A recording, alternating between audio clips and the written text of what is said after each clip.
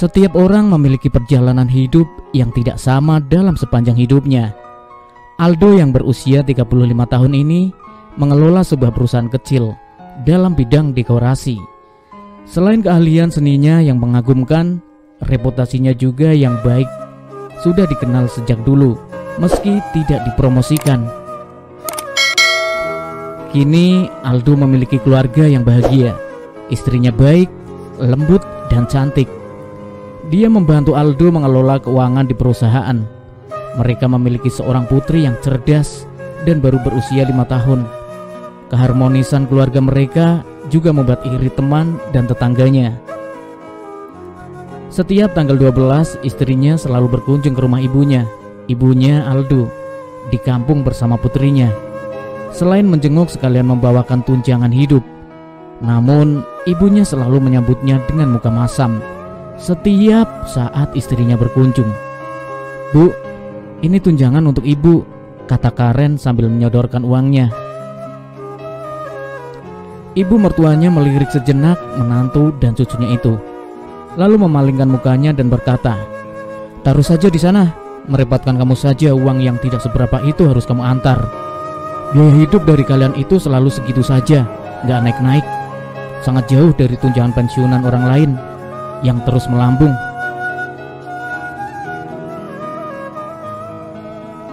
Karen menjadi salah tingkah sambil tersenyum mendengar sindiran ibu mertuanya Karen, mengalihkan topik pembicaraan.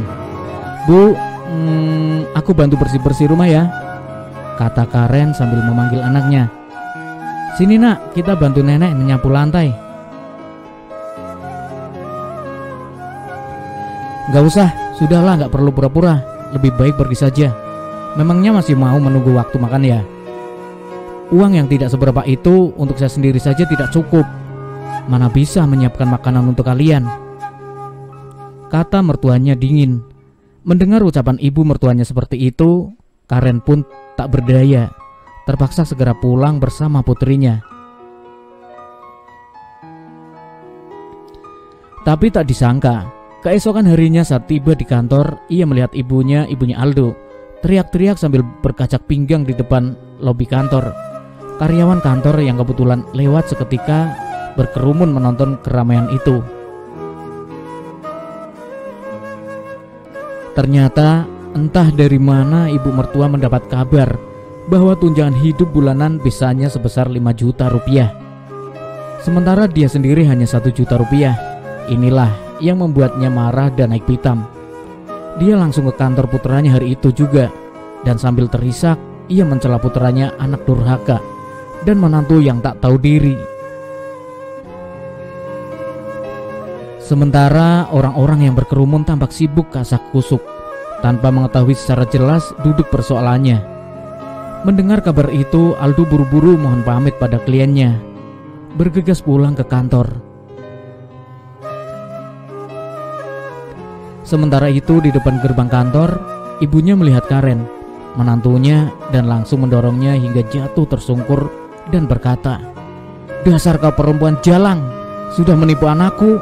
Ayo jelaskan mengapa kau memberi 5 juta setiap bulan untuk ibumu, sementara aku kau hanya kasih 1 juta. Di mana nuranimu?" Karen melirik sejenak lengannya yang lecet tergores dan berkata, "Bu, di sini banyak orang. Kita bicara di dalam kantor saja." Kemudian dia melihat ke sekeliling dan berkata, "Saya harap semuanya bubar. Tidak ada yang perlu dilihat," kepada orang-orang yang berkerumun. Namun ibu mertua Karen langsung menyelanya dan berkata dengan lantang, "Kenapa dibubarin? Kalian jangan bubar dulu. Justru saya ingin kalian semua memberikan penilaian." Karen yang cemas dan tak berdaya tak bisa berkata apa-apa lagi, sementara air matanya sudah berlinang tanpa bisa ditahan. Namun ibu mertuanya sepertinya tak mau berhenti sampai di situ. "Air matamu mungkin berguna untuk anakku, tapi itu adalah lelucon bagiku. Saya akan memberi pelajaran padamu kalau kau tidak bisa memberikan alasan yang memuaskan. Kalau bukan gara-gara kamu, tunjangan bulananku juga tidak mungkin sekecil itu. Orang-orang bilang putraku adalah seorang bos, tetapi hidup seperti apa yang saya jalani tak ubahnya seperti orang yang dibuli, kata ibu mertuanya. Tepat pada saat itu sebuah suara terdengar di belakangnya. Kau ingin tahu alasannya? Baik, saya akan memberitahumu. Dan biarkan saudara-saudara sekalian yang ada di sini juga mendengarnya. Apakah saya salah? Kata Aldo sambil memapah Karen yang masih tersungkur di lantai. Amarah ibunya seketika sirna begitu melihat kedatangan Aldo, putranya. Ia menarik tangan putranya dan dengan lembut berkata, "Nak, bukankah kamu sedang rapat dengan klien?"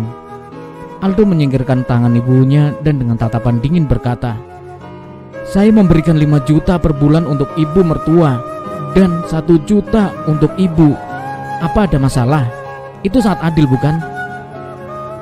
Jika bukan karena Karen, saya tidak akan memberi ibu sepeser pun.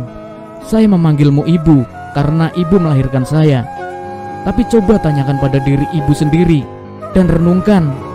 Saya sekarang berusia 30-an. Tetapi pernahkah ibu merasa merawatku walau sehari?" Seakan mengingatkan ibunya. Karena tidak tahan hidup miskin, ibu meninggalkan ayah dan aku sejak kecil dan tidak pernah pulang lagi. Meski pulang sesekali juga hanya minta uang. Tahukah ibu, saya tumbuh dalam hinaan dan menjadi bahan tertawaan orang-orang sejak kecil. Pada saat itu ayah harus kerja serabutan dan lama sekali baru pulang. Hanya Bibi Linda, tetangga sebelah, yang peduli dan selalu merawat atau memasak untukku. Dia jugalah yang membiayai sekolahku sampai lulus.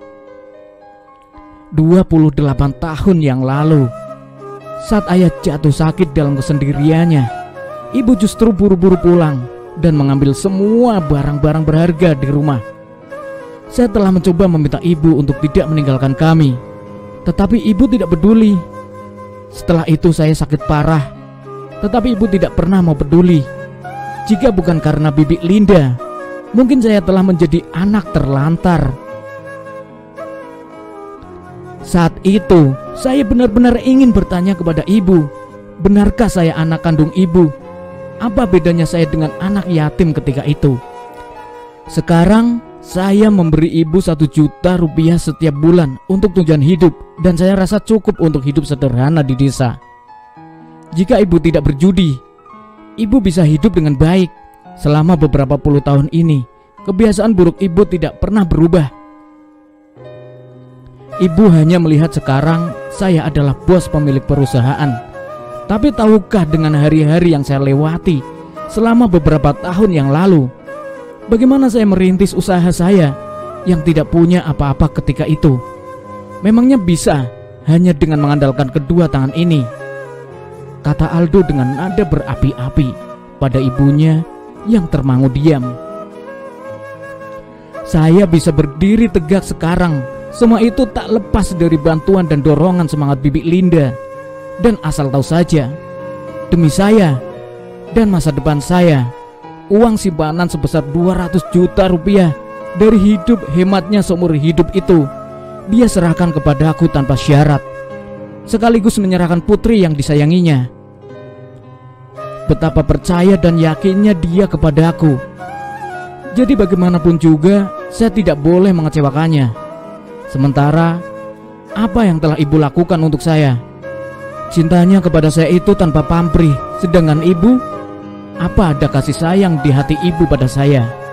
Ibu hanya cinta pada uang dan cinta pada judi, jelas Aldo dengan nada campur aduk. Orang-orang yang mendengar cerita Aldo kemudian berbalik berdiri di sisi Karen, istri Aldo. Sementara ibu Aldo terdiam di tempat sambil tertunduk malu mendengar penjelasan Aldo. Kakinya lemah seketika dan duduk di lantai sambil menangis. "Bu, ayo bangun dulu.